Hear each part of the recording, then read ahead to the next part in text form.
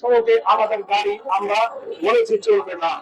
মানে প্রধান সড়ক ছাড়া ঢাকা শহরের গলিতে সড়কে গাড়ি চলবে, সেটা যদি ঘটে, যদি লালবাগের মধ্যে কি আমার গাড়ি ধরে নিয়ে আসেন, কামরাঙ্গীর যাওয়ার মধ্যে কি আপনি গাড়ি ধরে নিয়ে আসবেন, আপনি ব্যান্ডারি যাওয়ার গাড়ি ধরে নিয়ে আসবেন, আপনি সুত্রাপুর থেকে আমার গাড়ি ধরে নিয়ে আসবেন, আপনি শ্যামপুর থেকে আমার গাড়ি ধরে নিয়ে আসবেন, আপনি গোলাবাড়ি থেকে আমার গাড়ি ধরে নিয়ে আসবেন, বা ঢাকার ভিতর থেকে আপনি গাড়ি ধরে নিয়ে আসবেন, উত্তরা আজমপুর ভিতর থেকে আমার গাড়ি ধরে নিয়ে আসবেন। এরকম কোন ঘটনা আমরা আগামী 3 মাসে যেন দেখতে না পাই। এটা পরিষ্কার কথা।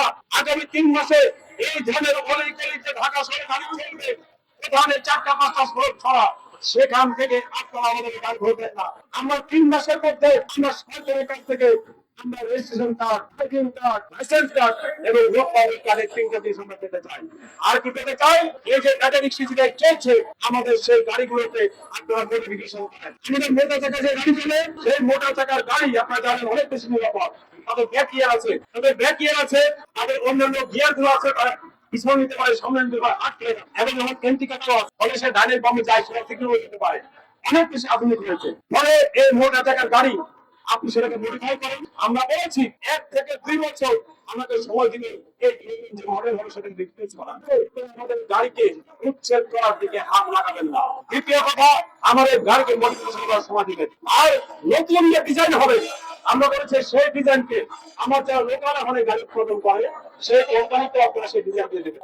ওই ডিজাইন অনুযায়ী সে গাড়ি হবে, সে বিআর কে কাছে যাবে, তারা গাড়িকে আমাদের ভূগোল দিয়ে দেবে। আর এই সিন্ডিকেট ব্যবসায়ীর হাতে এই গাড়ির ব্যবসা দেওয়া যাবে না।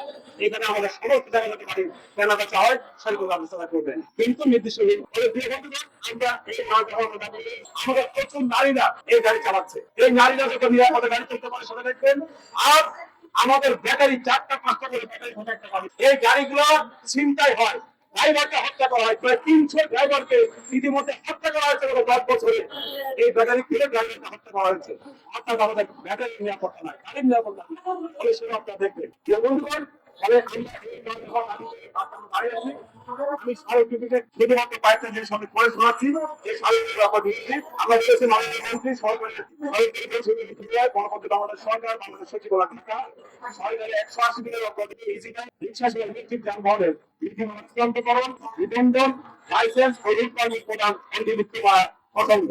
180 দিনের মধ্যে আমাদের ঢুকাতে বলেছে। আমরা বলেছি রিক্সা বা রিক্সা বাহন হিসেবে সংগ্রাম আমরা আন্দোলন করছি এবং সর্বশেষ 36 দিনের রক্ত করে ছাত্র শ্রেণীর আমরা গণভোটের পর প্রয়োজন নির্বাচনের মাধ্যমে আপনার সরকার দায়িত্ব পেয়েছে দেশ পরিচালনা করা।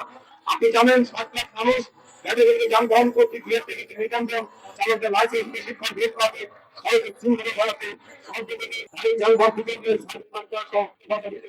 আন্দোলন করেছে। এই আন্দোলন আমরা পরিচালনা করে যাচ্ছি। 13 বছর ধরে আমরা জীবন জীবিকার সংগ্রামের পাশাপাশি অংশগ্রহণ করেছিল, যার ফলে 2024 সালের এপ্রিল তারিখে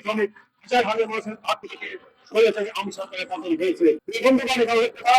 আপনি জানেন অমানবিক কাজ, প্রচন্ড দাবাবহ, প্রবল বৃষ্টি কিংবা তীব্র শীতেও নিজের জীবিকা ও জাতীয় সুবিধা ভেবে বিভিন্ন রিক্সা চালকরা রাস্তা রিক্সা চালিয়ে থাকে।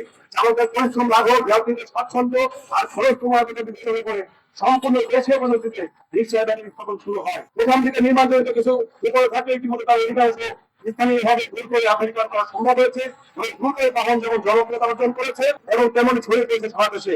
এই বাহন সারা দেশে ব্যবহার সহজ, রাস্তা শহরে ছোট করতে পারে এবং সরকারের মানুষ নিয়ন্ত্রণের কাছে অপরিহার্য হয়ে দাঁড়িয়েছে। সারা দেশে 50 লাখ চালক, 10 লাখ ভ্যান মানে চার্জিং ব্যবসায়ী, মেকানিক 60 লাখ গাড়ি সঙ্গে যুক্ত।